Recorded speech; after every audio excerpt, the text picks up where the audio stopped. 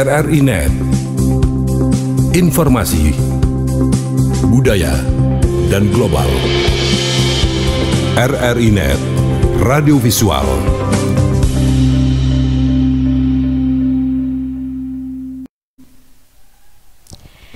Selamat malam pendengar dan pemirsa RRI Net. Jumpa lagi kita di Obrolan Budaya Produksi RRI Kupang. Bersama saya Linda Rerutu. Untuk edisi hari ini dalam obrolan budaya kita akan sama-sama share tentang perkembangan bahasa daerah di era milenial. Ya, pendengar dan pemirsa RRI Net, interaksi sosial setiap individu pasti membutuhkan bahasa. Ya, bahasa yang bisa dimengerti oleh semua orang. Misalnya bahasa daerah. Oke, tentu bahasa ini yang digunakan dalam satu daerah, satu wilayah kecil. Dan Indonesia, jangankan Indonesia, Nusa Tenggara Timur kita yaitu punya sekitar 70-an ya, 70-an lebih bahasa daerah. Banyak sekali ya kalau mau dibandingkan dengan wilayah-wilayah atau kabupaten kota yang ada di Nusa Tenggara Timur. Ya, tapi ya keragaman bahasa daerah ini terancam punah atau hilang. Dan kalau kita searching juga ya, kita mencari informasi tentang bahasa daerah, banyak kita temui judul-judul dalam pemberitaan-pemberitaan yang menyatakan bahwa beberapa bahasa daerah, 4 bahasa daerah di NTT terancam punah ya. Ada lagi bahasa daerah terancam punah dengan berbagai hal dan juga berbagai penyebabnya. Ya, bisa karena penutur bahasa daerah aslinya itu sudah berkurang, bisa juga karena perkembangan teknologi dan ada efek-efek lainnya. Nah, bagaimana eksistensi bahasa daerah ya teristimewa, bahasa daerah yang ada di Nusa Tenggara Timur di zaman yang serba digital ini, di era milenial ini. Nah, untuk itu ya, untuk share tentang topik kita di malam hari ini sudah hadir ya bersama saya untuk kita sama-sama share tentang topik kita. Yang pertama ada Bapak Dr. Marcelus Robot MSI, seorang budayawan dan juga dosen di Fakultas Keguruan dan Ilmu Pendidikan Universitas Nusa Cendana, Program Studi Bahasa dan Sastra Indonesia. Selamat malam Bapak. Selamat malam pemirsa. Iya, RRI Net. RRI Net, mantap. Okay. Salam sehat Bapak. Oh, salam sehat selalu. Oke, terima kasih untuk kehadirannya bersama kami. Ya. Lalu ada kedua narasumber kami. Ya, ini memang benar-benar era milenial ya untuk Oke, yang pertama ada Kak Mutiara Anastasia Doek atau Kak Tasya. Selamat malam Kak Tasya. Selamat malam Kak. Oke. Ya, lanjut lagi ada Kak Frigilio Aditya Apaut. Ya, Apaut ya. Ini memang sudah diwanti-wanti tadi ya. Atau Kak Frigi. Selamat malam Kak Frigi. Selamat malam Kak Linda dan juga pendengar dan pemirsa RRI Net. Oke, terima kasih ya untuk kehadirannya Kak Tasya, Kak Frigi, Pak Marcel ya, saya panggil Pak Marcel ya. Oke, nah Kak Tasya sama Kak Frigi ini adalah pemenang pertama Putra Putri Duta Bahasa Provinsi NTT tahun 2021. Ya, benar sekali. Oke, congratulations, selamat ya. Ini kayaknya lagi sibuk-sibuk untuk menggemakan atau gerakan-gerakan literasi pastinya ya. Tugas-tugas ya sebagai duta bahasa. Baik, kita langsung saja ke Pak Marcel. Saya mau ini langsung ya. Tembak langsung nih ke Pak Marcel.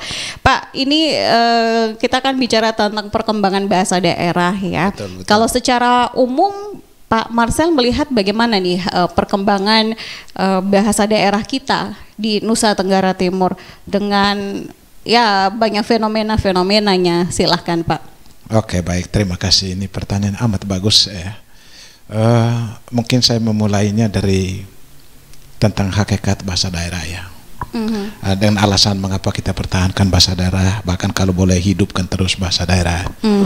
Yang paling pertama, karena bahasa daerah itu alat ungkap budaya, alat ucap budaya. Bahkan seseorang itu tahu dari bahasanya, termasuk karakteristik kita. Dan bangsa kita ini justru hidup dari daerah-daerah. Dan ini kekayaan rohania kita yang kadang-kala hanya bisa diucapkan melalui bahasa. Dan kalau ini hilang, itu artinya kepesonan kita sebagai warga bangsa itu hilang juga. Dan saya teringat Bung Karno, dia mengatakan bahwa bolehlah perbedaan itu di mana-mana, tetapi bangsa itu diikat karena kita ada kesamaan perbedaan. Jadi kadang-kala perbedaan itu membuat kita bersatu gitu. Lalu ada kecenderungan kini bahwa bahasa daerah ini demikian luntur, bahkan ada yang sebagian punah. Sebetulnya ada persoalan yang kalau dicatat, yang paling pertama itu sebetulnya adanya Indonesiasi bahasa Indonesia gitu. Ya, jadi masifnya pembelajaran bahasa Indonesia sampai tingkat sekolah dasar bahkan TK. Itu sebetulnya melumpuhkan perkembangan bahasa daerah itu. Jadi kalau dulu kan kita tuh mengajar di kampung. Kalau saya ini kan milenial, saya kolonial ya. Di zaman-zaman Bagaimana dengan saya? Di zaman-zaman kolonial seperti saya ini, dari kelas 1 sampai kelas 4 masih menggunakan bahasa daerah guru. Sekarang saya ini sangat fasih bahasa daerah saya. Yang dari lokus yang kecil pun saya bisa kuasai bahasa daerah saya. Dan anak-anak saya itu lebih banyak cukup tahu bahasa daerah meskipun dia tidak sempurna mengucapkannya. Karena di rumah saya menggunakan bahasa daerah. Iya, begitu kira-kira. Jadi itu salah satunya itu tadi karena ada Indonesiasi bahasa Indonesia yang kemudian memupuskan perkembangan bahasa daerah itu. Yang kedua itu minta maaf itu karena kawin campur campur kawin campur maksudnya. Misalnya saya orang Flores nikah dengan orang Sabu, dua-dua bahasa itu mati karena diajarkan bahasa Indonesia. Dua-dua bahasa itu mati. Iya, benar-benar. Tapi kalau misalnya papa mamanya bisa seperti kayak Pak Marcel bicara bahasa daerah di rumah, itu berarti anaknya bisa dua bahasa. Justru itu yang kita berharap seperti itu. Kalau boleh bapaknya bisa mengajarkan bahasa daerah, komunikasi di rumah itu juga bisa menggunakan bahasa daerahnya. Demikian pun mama, sehingga mereka bisa menggunakan 3 bahasa di rumah. Itu sangat-sangat oke. Sangat-sangat oke. Itu berarti anaknya punya kemampuan bahasa yang luar biasa ya. Tapi sekarang kan justru itu. Malah sekarang itu kan kalau dulu justru muncul cinta dan romantisme itu dari bahasa daerah. Ada bahasa tertentu tuh melodis sekali ya. Kayak bahasa Timur. Ho bae, ho esme. Oh, enak. Ayo, engkau di mana? Enak sekali. Diucapkan dengan amat melodis dan romantik. Dan ini ada kekasan-kekasan yang muncul dari bahasa daerah. Kira-kira begitu. Oke. Nah, untuk tadi fenomenanya seperti itu gitu ya. Tadi ada efek dari bahasa Indonesia secara masif gitu ya. Lalu kalau dulu dari kelas dasar gitu ya, kelas awal itu masih dengan bahasa-bahasa daerah sehingga anak-anaknya itu tahu bahasa daerah menguasai bahasa daerah. Jadi mereka begitu besarnya mereka masih tetap jadi penutur gitu ya, masih tetap jadi penutur aslinya untuk bahasa daerah. Tapi sekarang untuk keadaan sekarang ya dengan seperti yang tadi bahasa Indonesia yang masif sekali, berarti keadaan sekarang kita tidak bisa temukan hal itu juga. Masuk TK langsung bahasa Indonesia, dipecat dari lingkungannya, kemudian dia menghindari penggunaan bahasa daerah. Bahkan kalau ini nanti tanya beliau-beliau ini hebat. Iya kan, karena kalau menggunakan bahasa daerah dianggap kampungan, bukan hanya kampungan tapi kampongan gitu. Aduh. Oke. Nah, ini untuk kalau Pak melihat pemanfaatan bahasa daerah sendiri ini untuk kita sekarang ini seperti apa untuk Jadi sebetulnya kalau kita melihat dari statistikal saja, memang sangat sangat menurun penggunaan bahasa daerah itu ya. Oh, ya? Sangat menurun. Di samping oleh akibat dua sebab tadi, juga karena tingkat keragaman kita tinggi yang menuntut kita harus menggunakan bahasa Indonesia. Di Kupang ini rata-rata paling tinggi kita menggunakan bahasa Indonesia yang dialek Kupang. Baru bisa menyatukan kita. Nah, jadi tingkat keragaman itu juga adalah potensi untuk memusnahkan bahasa daerah gitu. Iya, karena memang seperti yang tadi kita kan NTT ini banyak sekali bahasa daerahnya ya. Ada cerita bahwa ini beda desa beda bahasa, atau beda kecamatan beda bahasa gitu ya. Jadi akhirnya daripada yang lainnya tersinggung begitu, akhirnya kita gunakan yang umum-umum saja gitu. Apalagi kalau misalnya Kota Kupang gitu, kita pakai dialek atau logat-logat Kupang gitu ya, untuk memang memudahkan kita berinteraksi. Oke, nah ini kalau begitu seberapa penting Pak? Seberapa penting kita menguasai bahasa daerah kalau dalam tatanan kita untuk sekarang ini? Apakah sudah seperti yang tadi dari statistik menurun, dan untuk pentingnya juga mulai menurun, nilai pentingnya itu juga mulai menurun, atau seperti apa?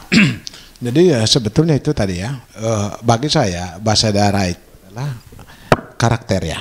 Karakter kita itu sebetulnya termasuk kayak yang kalau kita mengatakan ada bahasa daerah tertentu dengan punya tingkatan, tingkat kesopanan. Misalnya begini, sekarang kalau saya naik angkot dari sini, dari halte, kemudian Tasa ikut naik, tiba-tiba dia menyapa, "Oh, selamat siang Bapak Marcel." Selamat siangnya itu adalah resiko bagus saya. Ketika dia memanggil saya Bapak, ya, ada risiko, berarti saya harus mencabut uang Rp3.000 untuk membayar dia angkot. Itu karena konsekuensi dia menggunakan Bapak, Om, atau siapapun. Ini konsekuensi sosial, dan itu dalam bahasa daerah itu hidup betul. Makanya begitu dia dipanggil Om, ada konsekuensinya. Begitu dia panggil Tante, ada konsekuensi yang dia lakukan dan tanggung jawabnya apa. Begitu juga ponaannya, dia punya kewajiban apa terhadap Om. Ini kekuatan bahasa itu luar biasa, dan dan itu hanya terasa benar kalau di dalam bahasa daerah kita gitu. Iya. Terasa sekali. Benar dan dimengerti benar oleh pengguna-penggunanya. Persis. Gitu ya. Iya. Karena karena bahasa itu kan punya arti tersendiri gitu ya. Iya, benar. Dengan cara penyampaiannya, dengan level-levelnya gitu ya. Iya, punya arti-arti yang tersendiri. Oke. Nah, ini saya ke Kak Tasya ya.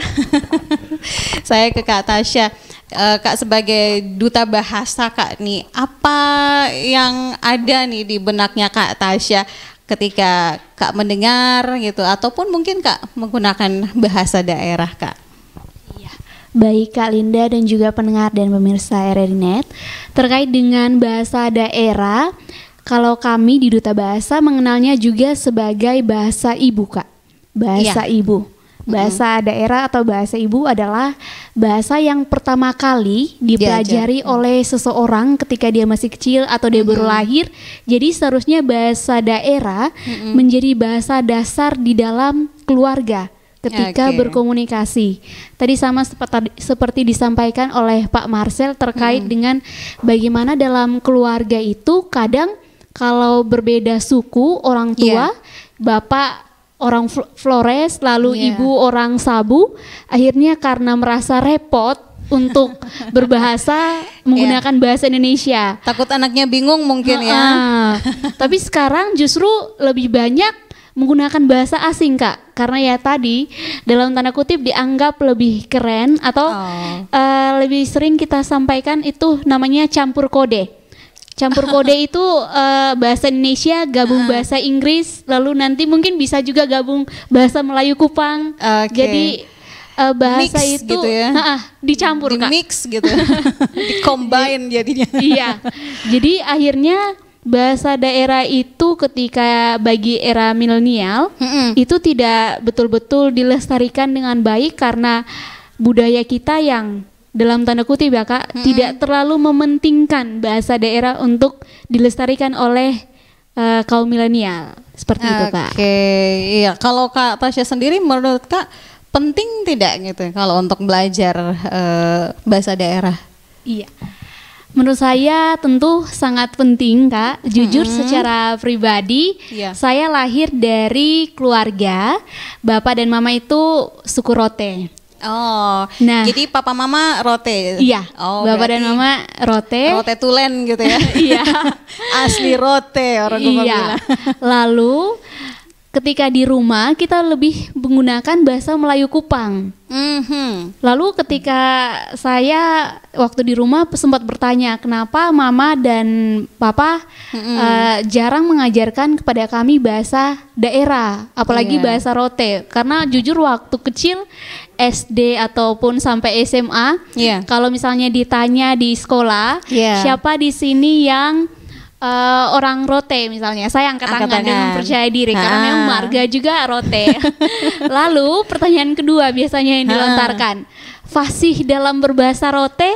Bisa bahasa Rote kosonde. Iya, angkat turun tangan sedikit-sedikit karena memang tahu tapi kurang fasih. Misalnya ketika orang bahasa Bicara. daerah itu kadang-kadang kita hanya mampu memahami, Iya, tetapi iya. kita cukup sulit untuk membalas dalam bahasa daerah. Iya. Untuk mengungkapkannya agak sulit Iya. begitu ya. Jadi ketika waktu saya masuk kuliah, waktu itu saya bertemu dengan banyak teman-teman dari latar belakang suku dan bahasa yang berbeda-beda.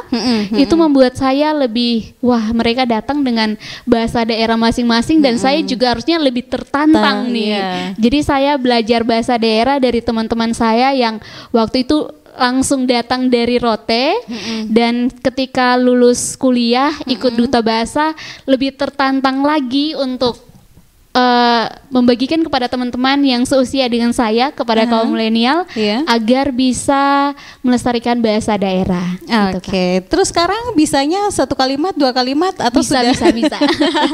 Karena waktu setelah belajar tertantang bukan hanya bahasa daerah Rote saja. Setelah duta bahasa saya unduh beberapa kamus bahasa daerah yang ada.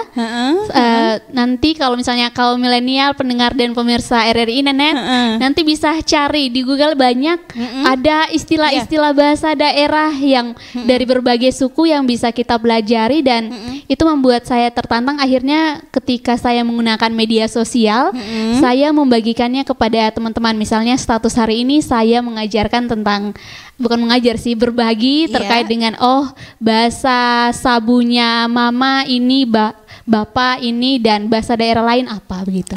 Oke, jadi itu intinya Kak belajar tidak dari papa mama saja gitu Iya, ya. benar Belajar sekali. bahasa daerah tidak dari papa mama saja tapi juga dari Dari teman-teman sebenarnya Kak, dari Oke. teman-teman yang dari berbeda suku. dan searching juga jadinya. Iya. Oke, baik. Oke, kalau bahasa Rote yang saya tahu cuman Mama Boi gitu. Mama sayang, Boi suek. Boi suek gitu ya. Iya. Yang saya tahu itu Boi suek, atau yang biasa muncul-muncul kayak TCD.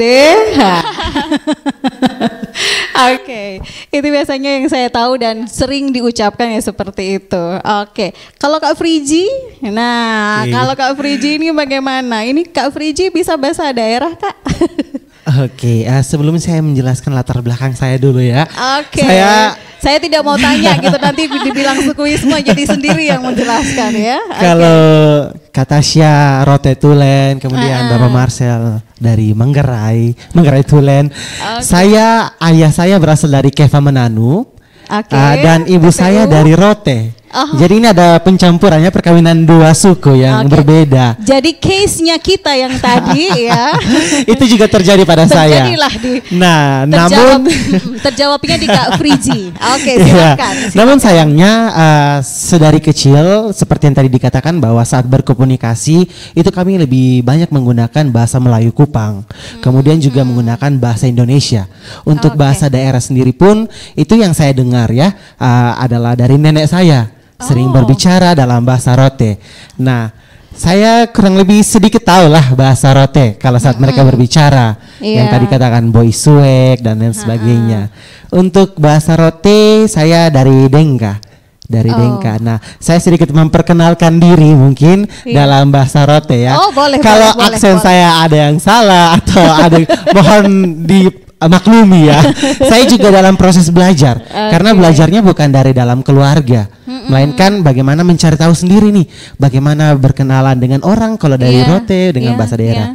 Oke, langsung saja kayak. Oke, kita dengarkan ya. Oke, au narangga Frigilio Aditya Alpaut, au Leo Sia Kuanino, au guru SMA Lentera Harapan Kupang. Terima kasih, Nae. Oke. Kurang lebih itu kayak bahasa rote yang mampu saya kuasai dan terus saya pelajari seharusnya. Papa Mama bicara bahasa daerah tidak di rumah? Tadi kayaknya dengar atau belajarnya dari Oma. Iya benar. Kalau Papa Mama? Kalau Papa Mama itu mereka berbicara dengan keluarga. Kalau dengan saudara mereka, dengan orang tua mereka itu bahasa daerah. Dan kami hanyalah pendengar setia yang apa sih artinya gitu. Nah tapi beberapa kata itu kami tahu. Seperti kalau bahasa Dawan, hemnoben, kan pulang. Iya. Kalau yang terkenal, loit kan moif. Uang tidak ada, doi tidak ada ya. Hanya segelintir kata-kata yang menurut kami mau pelajari atau kami dengar, kami tanya artinya disampaikan. Oke.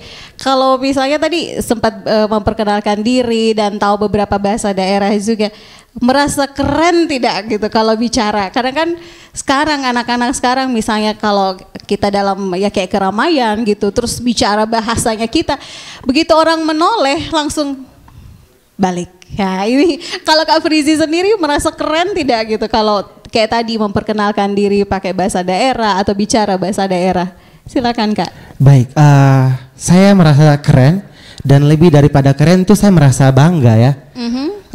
Mungkin untuk beberapa orang di luar sana dengan pemikiran bahwa lebih baik kita berbicara campur kode. Saya cukup lama tinggal di Jakarta juga, 4 tahun di Jakarta Selatan dan tahulah ya anak Jaksel. Anak Jaksel. Saya gitu tidak ya. ingin menghakimi mereka dengan bahasa pergaulan mereka di sana. Namun pada saat saya pulang ke Kupang, saya melihat bahwa realita generasi milenial saat ini itu tidak lagi memandang bahasa daerah itu penting. Nah itu dia. Tapi saya saat berbicara apalagi mengikuti duta bahasa ya, kami ada Trigarta Bangun Bahasa melestarikan bahasa daerah. Saat berbicara menggunakan bahasa daerah saya merasa pintar karena ada bahasa lain yang saya kuasai selain bahasa Indonesia. Dan itu modal berharga bagi saya. Merasa bangga juga karena dari bahasa daerah saya bisa mengetahui budaya-budaya yang awalnya saya tidak ketahui. Yang awalnya itu merupakan identitas saya seharusnya. Jadi bangga, keren dan merasa terhormat juga bisa belajar bahasa daerah. Oke, baik. Nah ini berarti kalau Kak sendiri melihat bahwa untuk nasib bahasa daerah kita sendiri sekarang ini seperti apa? Kalau dari versinya Kak Frizi? Oke, bagi saya generasi milenial dan kesempatan kita ke depan masih panjang. Saya melihat bahwa untuk saat ini saya tidak bisa langsung bilang nasibnya akan punah dan tidak. Menurut saya untuk saat ini mungkin ya keinginan anak-anak generasi milenial untuk menggunakan bahasa daerah itu cukup kurang.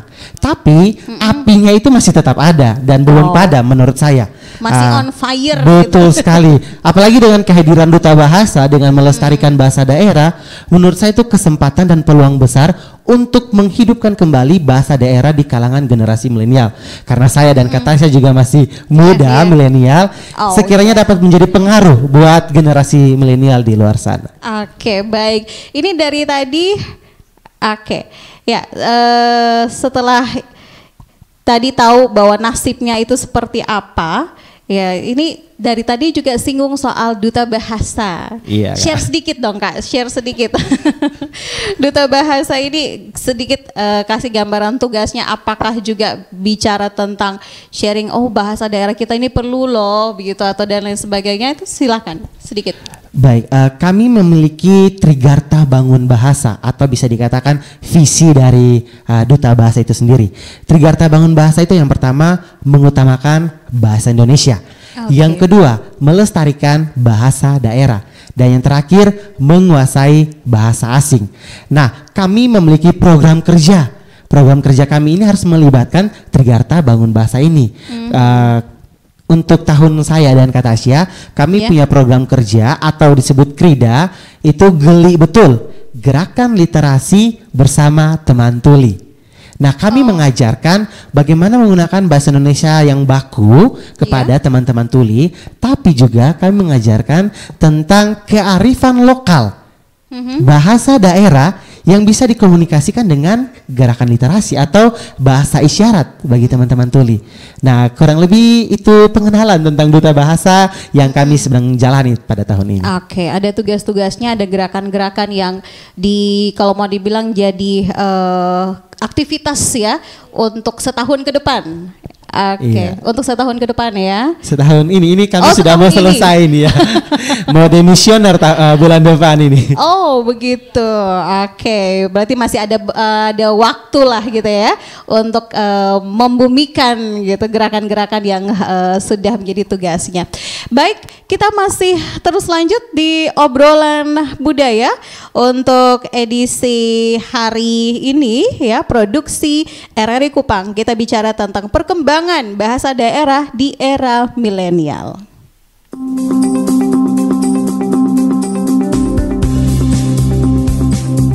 RRI Net, informasi, budaya, dan global.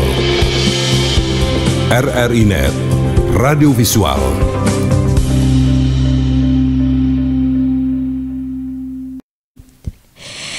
Ya, masih di obrolan budaya produksi RRI Kupang tentang perkembangan bahasa daerah di era milenial. Kita sudah sharing juga ya, berbagi juga pengalaman dan sempat ada sesi perkenalan dalam bahasa daerah ya oleh Kak Friji.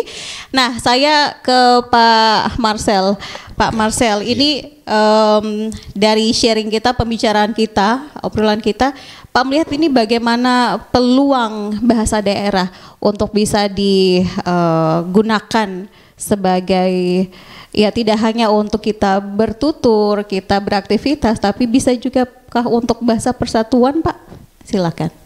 Baik, sebetulnya peluang kita untuk mengembangkan bahasa daerah seperti yang dikatakan oleh Kakak Friji tadi ya, itu api masih kelap-kelip ya, belum padam ya, masih. Dan sebetulnya potensi ini yang masih kita bisa kita kembangkan. Tapi caranya harus melalui lembaga yang normatif, yang betul-betul secara endemik ya, kita menanamkan misalnya penggunaan bahasa daerah. Jadi kalau boleh misalnya seperti kita dulu dari kelas 1 sampai kelas 4 atau kelas 5 pun itu diajarkan bahasa daerah gitu ya. Atau mengajarkan bahasa daerah. Guru-gurunya juga bisa mengajarkan. Kalau di Sumba Tengah itu ada satu komunitas yang dengan LSM, mereka sedang mengembangkan itu sedang mengembangkan itu. Perkembangan mereka menanamkan atau ada pola yang dilakukan, yaitu untuk kelas-kelas awal atau kelas-kelas dasar itu berapa persennya bahasa daerah, berapa persennya bahasa Indonesia. Persis, gitu. Nah sebetulnya itu yang paling mungkin kita lakukan ya. Kurikulum muatan lokal itu harus ada muatan bahasa daerahnya, ditulis dalam bahasa daerah. Mungkin ada ruang rangsang lain untuk penumbuhan bahasa daerah itu.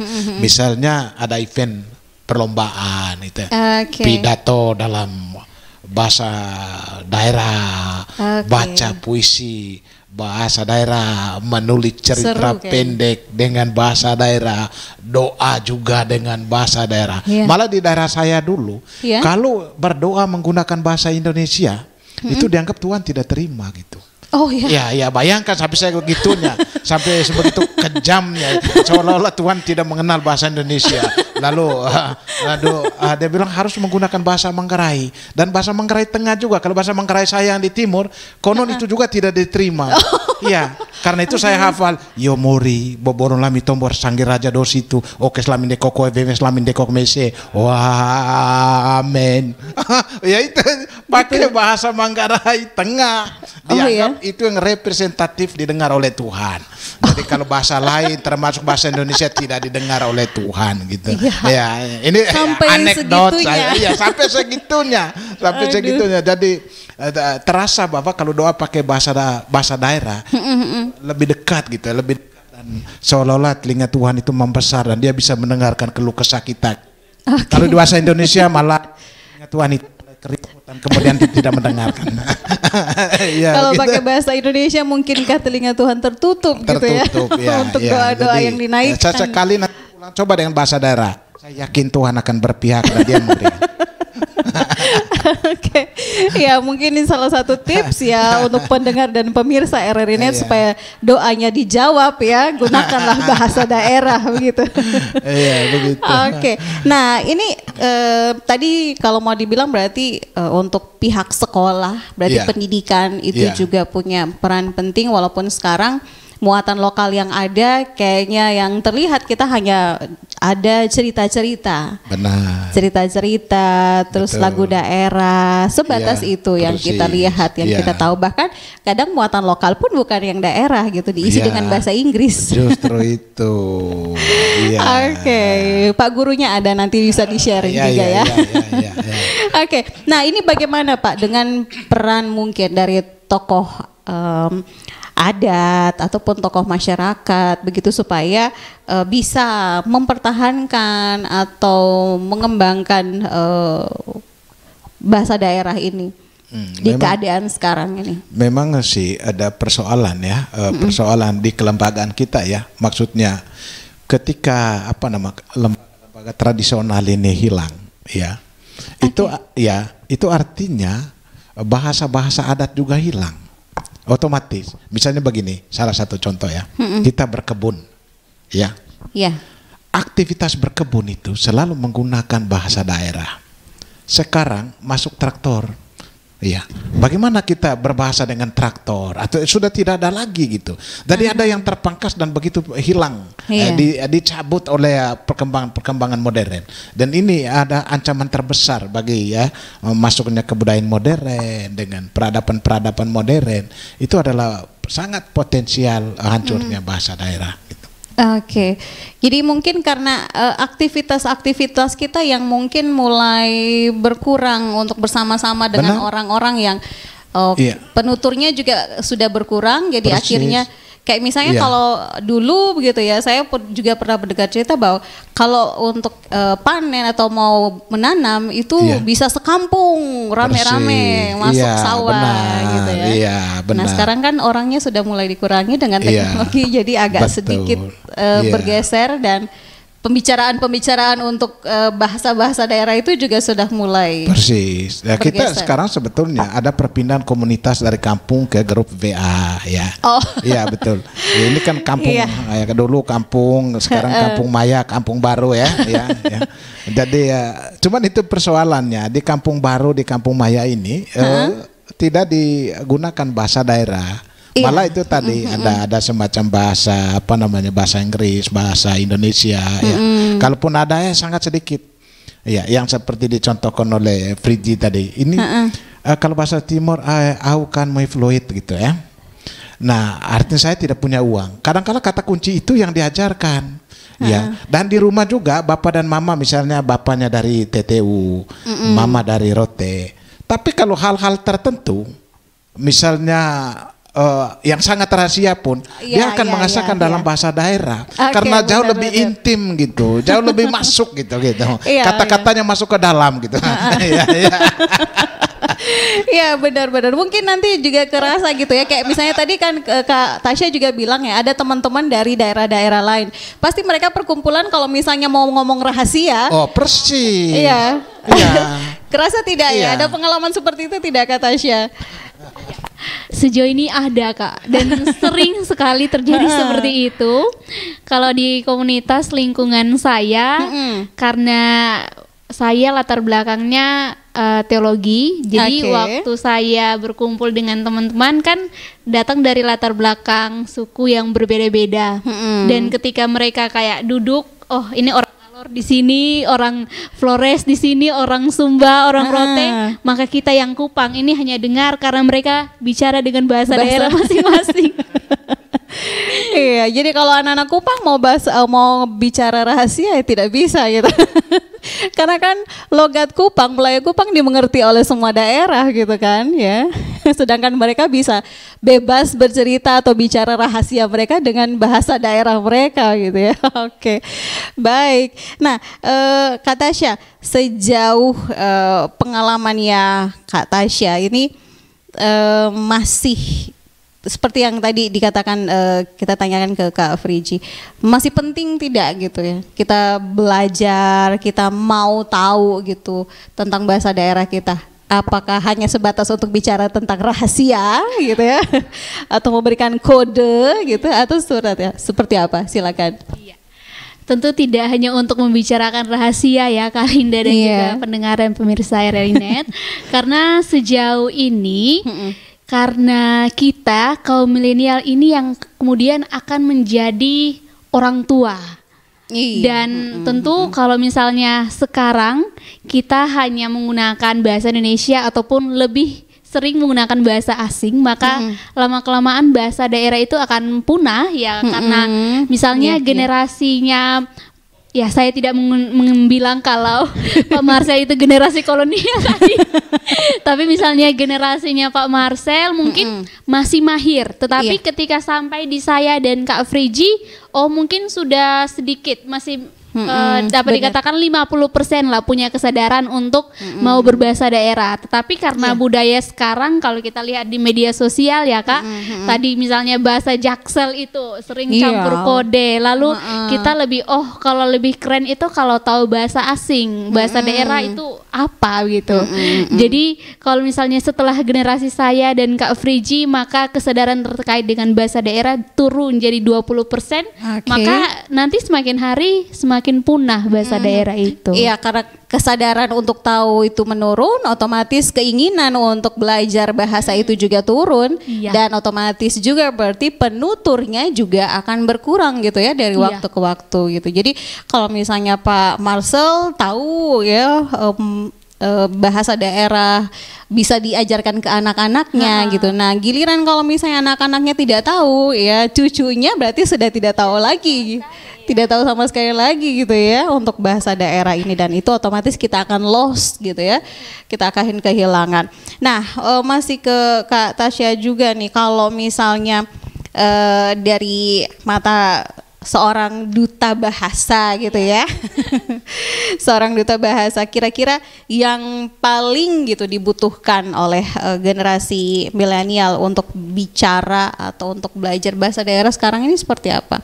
Apakah cuman kesadaran seperti yang Kak Tasya bilang tadi, ataukah ada hal yang mungkin perlu gitu untuk ditumbuhkan gitu supaya bisa mau belajar bahasa daerah itu? Silakan.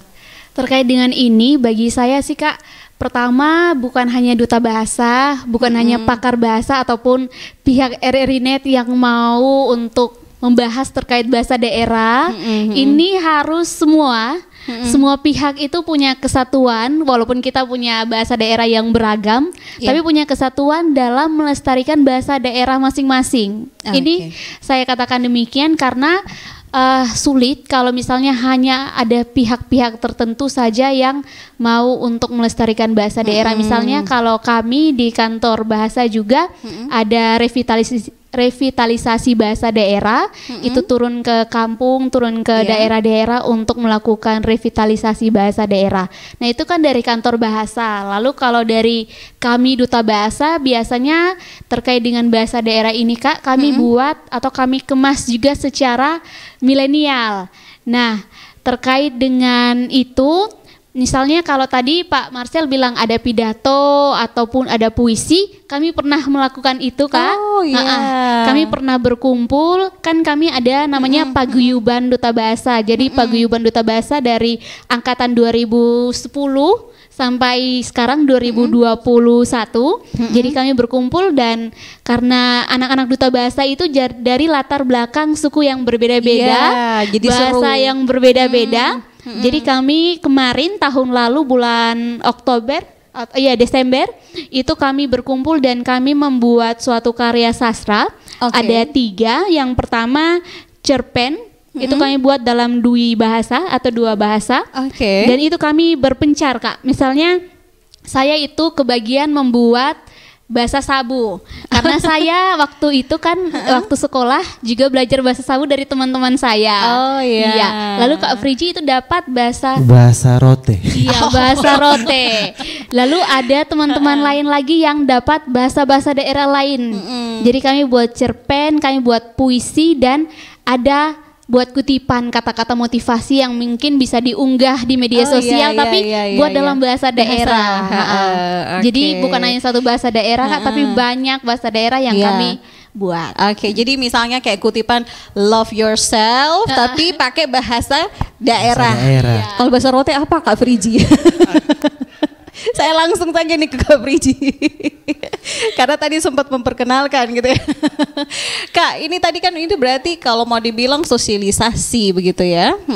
Kalau Kak Friji sendiri merasa dengan kegiatan-kegiatan itu apa penting gitu kah untuk kayak mensosialisasikan entah gerakan, entah aktivitas-aktivitas untuk bisa kasih tahu bahwa ini bahasa daerah masih penting loh gitu. Silakan Kak. Baik, bagi saya secara pribadi itu sangatlah penting karena bahasa daerah seperti yang tadi dikatakan Pak Marcel itu identitas diri. Kalau kita sudah kehilangan identitas diri, apalagi yang mau kita tunjukkan gitu. Kita memangnya mau ambil identitas siapa gitu? Karena kita sendiri punya identitas dan bahasa daerah itu salah satu identitas diri kita. Nah, selain daripada program-program atau kegiatan yang dilakukan oleh Duta Bahasa, sebenarnya ini harus ditekankan kepada pola pikir. Karena kalau kesadaran saja, sekadar hanya menyadarkan tanpa menanamkan ya atau mengakarkan bahwa bahasa daerah itu adalah identitas diri kamu dan suatu saat itu ya akan tampil dan keluar dari dalam diri kamu, maka itu akan cukup sulit. Jadi seperti yang tadi ya, pendidikan itu memegang peran yang sangat penting. Pendidikan bukan hanya secara formal, tapi di keluarga. Keluarga juga harus sadar untuk bisa bagaimana mengejawantahkan bahasa daerah ini ke dalam kehidupan sehari-hari kita. Bagi saya sangat penting dan teramat penting. Oke. Nah, kalau misalnya bahasa daerah itu butuh kayaknya kalau mau dibilang dipelajari bertahun-tahun gitu, butuh waktu lama jadi satu skill gitu. Kalau menurut Kak Friji bagaimana nih? Oke, mungkin sekarang bagi yang baru mempelajari bahasa daerah itu dianggap sebagai suatu skill. Padahal pada dasarnya bahasa daerah itu sebenarnya bukan skill ya. Itu sebenarnya bahasa ibu kita. Itu sudah harusnya menjadi darah dan daging kita. Tapi karena pada saat ini karena melihat realita bahwa bahasa daerah perlahan mulai dilupakan oleh generasi milenial. Nah, itu kita golongkan sebagai skill mempelajari. Tapi bagi saya secara pribadi, mungkin juga teman-teman lain, bahasa adalah sesuatu yang bisa dipelajari. Itu bukanlah sesuatu yang tidak bisa dipelajari, melainkan bisa dipelajari. Jadi ada kesempatan dan juga ada waktu untuk bisa terus mempelajari bahasa daerah. Oke, selalu ada waktu untuk mempelajari itu gitu. Jadi kalau misalnya kita punya pengalaman bahwa kita tidak sempat diajar oleh papa mama gitu ya jangan sampai kita juga tidak bisa mengajarkan bahasa daerah untuk generasi-generasi berikutnya dan akhirnya kita kehilangan dan punahlah bahasa-bahasa daerah ini. Baik, kita masih terus lanjut untuk obrolan budaya untuk edisi kali ini masih juga tentang perkembangan bahasa daerah di era milenial.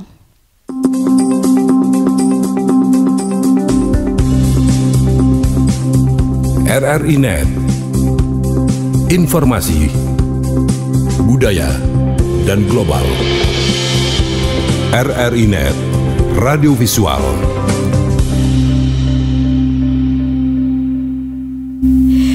Masih terus lanjut kita pendengar dan juga pemirsa RRI Net, perkembangan bahasa daerah di era milenial. Masih sama saya Linda Rerutu, ada Pak Marcel, ada Kak Friji dan juga ada Kak Tasya. Pengalaman-pengalaman sudah di-share ya, diceritakan di obrolan muda kita pada edisi kali ini.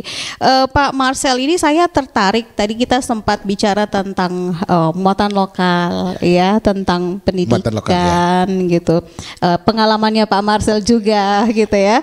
Nah ini apakah gitu ya muatan lokal yang menjadi salah satu bahan ajar di sekolah kita untuk sekarang ini sudah cukup Pak untuk bisa mengajarkan atau memperkenalkan atau mungkin membuat anak-anak sekarang ini tertarik untuk belajar bahasa daerah?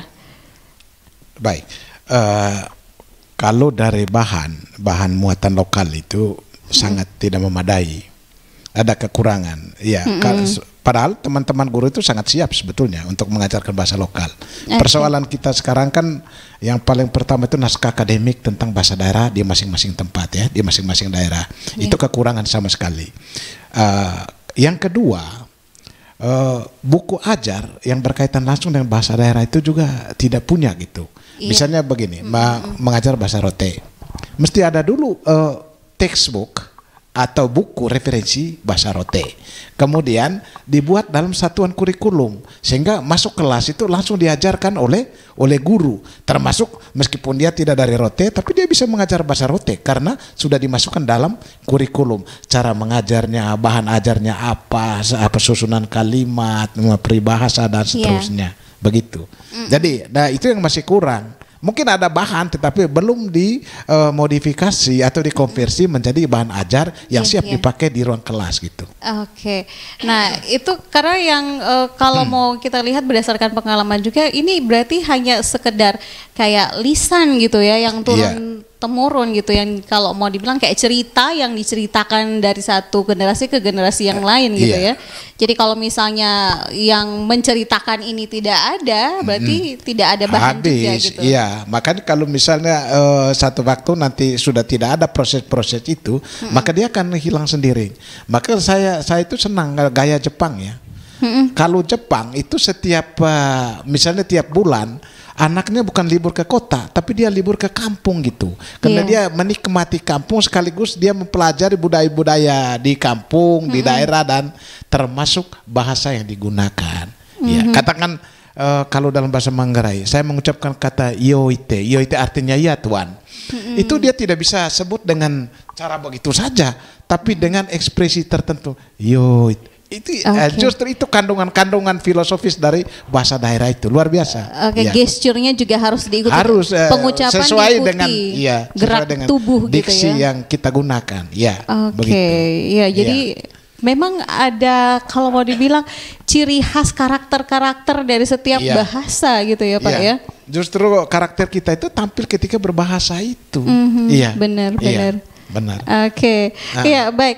Tadi sempat disinggung soal guru apakah siap. Saya mau tanya ke Kak Frizi. Langsung todong ini. Berdasarkan pengalamannya Kak gitu ya, guru-guru kita siap tidak gitu? Kelihatannya ya. Kami harus siap ya. Itu sepertinya bukan pilihan, melainkan suatu keharusan karena saya kembali ke NTT khususnya ke Kota Kupang dan saya punya identitas saya adalah orang Rote atau orang TTU, saya juga harus itu, bahkan harus mampu kalau ada textbook ya, kalau dikatakan seharusnya kami bisa mampu juga untuk mengajarkan kepada setiap peserta didik. Saya ingin berbagi pengalaman sedikit ya. Boleh. Jadi saya dari SMA Lentera Harapan Kupang atau biasa dikenal dengan SMA Kristen 2 Kupang, lokasi kami di belakang Polda ya, sedikit promosi mungkin ya, bukan ya.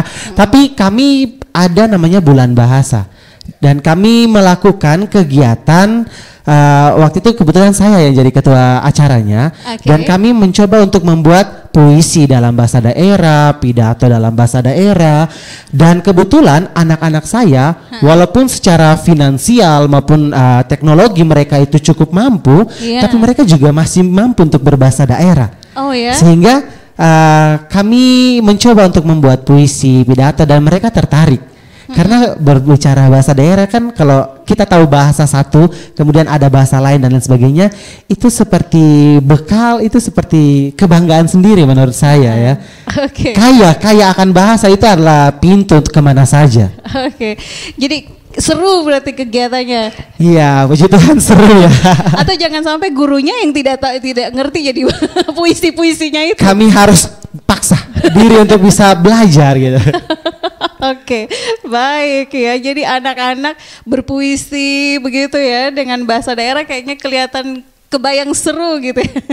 Ada versi lain gitu ketika membawakan puisi dalam bahasa daerah Iya, gitu. intonasinya kan cukup berbeda ya. Kalau bahasa Indonesia mungkin kita tahu, oh kata ini, mimiknya seperti ini, intonasinya seperti. Kalau bahasa daerah, ada yang tidak tahu, ya main saja dengan bahasa daerahmu, dengan gayamu sendiri gitu. Oke, baik. Nah ini untuk Kak Tasya, perlu tidak ada hari khusus untuk bahasa daerah Kak Tasya? Terkait dengan hari khusus bahasa daerah, sejauh ini memang setiap tanggal 21 Februari itu kita peringati sebagai Hari Bahasa Ibu Internasional, Kak. Jadi tanggal 21 Februari diperingati secara internasional sebagai Hari Bahasa Ibu atau Hari Bahasa Daerah. Oke. Iya. Dan kalau memang kayak terkait di NTT, pernah kan kita ada hari Rabu sebagai hari bahasa asing yang dibuat oleh pemerintah NTT. Iya, benar. Hari Rabu itu kita harus berbahasa Inggris ya. Iya. Kalau bahasa daerah? Nah, pada saat itu Kontor Bahasa juga sudah mengajukan kepada pihak pemerintah untuk kalau misalnya ada hari untuk bahasa asing, mengapa bahasa daerah tidak ada hari khususnya? Iya, benar. Nah, itu yang menjadi PR sampai sekarang. Semoga ini bisa terus bukan cuma dari Kantor Bahasa, bukan cuma dari Paguyuban Duta Bahasa, tapi banyak masyarakat yang punya kesadaran, ayo juga kita lestarikan bahasa daerah. Mungkin ya tidak hanya untuk misalnya kan 1 tahun 365 hari hanya 1 hari 21 Februari tadi Hari Bahasa Ibu Internasional. Tapi kalau misalnya di NTT coba kita buat juga sama seperti kebijakannya pemerintah Hari Bahasa Asing. Kenapa kita tidak bangga juga dengan bahasa daerah kita yang adalah identitas kita? Oke, seru juga ya. Oke, seru juga kalau misalnya kita berbahasa daerah di hari tertentu itu pasti belajar viral jadi ya. Karena misalnya Kak Linda dari suku. Oh ini dia. Jadi saya yang langsung tertodong ya. Jadi kan banyak bahasa Kak. Di sini kan ada 3. Benar. Kalau saya papa saya dari Ambon Maluku, mama saya Rote ya. Kita sejajar ya. Tapi saya cuma tahu Mama Boi, Papa Boi, Boi Suek, ATCD. Campur menggunakan bahasa daerah. Tapi kalau sudah tahu begini kita sharing ya, ini jadi hal yang perlu untuk diperhatikan ya. Tidak hanya untuk saya tapi juga untuk pendengar dan juga pemirsa RRI Net. Nah, saya ke Kak Frizi. Ini kita langsung saja ke harapannya Kak Frizi ini sebagai duta bahasa gitu ya, ataupun sebagai seorang guru dan sebagai orang muda gitu ya. Ini ini kayaknya banyak sekali tanggung jawabnya ya. Ya, untuk perkembangan bahasa daerah kita seperti apa? Silahkan. Besar harapan saya bahasa daerah itu tidak punah di generasi milenial, bahkan generasi X, Y, Z ataupun segala label generasi ke depannya. Harapannya tidak punah. Oleh sebab itu saya mau dari dalam diri saya, teman-teman saya, lingkungan keluarga saya, NTT, pemerintah, mari kita membuka mata melihat realita ini. Jangan sampai karena kita merasa kita ada di NTT, kemudian kita membiasakan itu dan menjadikan itu sudahlah ya, kok ada di NTT Ju, kok tinggal tiap hari bawa bahasa Kupang Ju, tapi padahal kita kaya akan bahasa daerah. Jangan sampai itu hilang. Mulailah membuka dengan program, kegiatan maupun hal-hal yang bisa mendukung tetap terlestarinya bahasa daerah. Oke, Pak Marcel, harapannya? Tentu harapan saya ya, di samping terutama ini lingkungan keluarga, ya lingkungan keluarga itu pewaris utama bahasa daerah. Dia pemilik, ya. Kenapa kemudian keluarga? Karena anak-anak kita pemerolehan bahasa pertama itu dari bapak dan mama, kemudian lingkungan sampai dengan tingkat pendidikan atau di sekolah. Kemudian kenapa kemudian penting ini bahasa daerah ya? Ada orang mengatakan begini, tak ada apa-apanya kok. Untuk apa kita belajar bahasa daerah? Mendingan belajar bahasa Inggris, kita bisa bergaul dan kemanapun ya kita dibawa dengan bahasa Inggris. Tapi ada yang lupa gitu. Karena bahasa daerah itu berhubungan jati diri, berhubungan dengan identitas, dan lebih-lebih berhubungan dengan martabat kita gitu. Iya gitu. Baik, terima kasih Pak Marcel. Ya, pendengar, perkembangan bahasa daerah di era milenial ya, sesuai dengan amanat Undang-Undang nomor 1945 tentang bahasa daerah yang merupakan bagian dari kekayaan bangsa yang harus dihormati, dijaga, dan dilindungi juga dikembangkan. Ini menunjukkan bahwa bahasa daerah itu juga punya kedudukan yang tinggi dalam budaya nasional.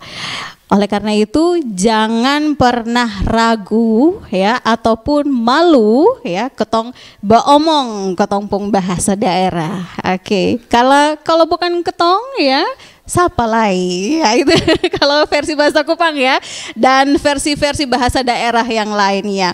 Oke, terima kasih untuk Pak Marcel, terima kasih Kak Tasya, Kak Frizi yang sudah share di obrolan budaya produksi RRI Kupang ya untuk edisi kali ini tentang perkembangan bahasa daerah di era milenial. Ini merupakan PR buat kita semuanya. Sampai jumpa.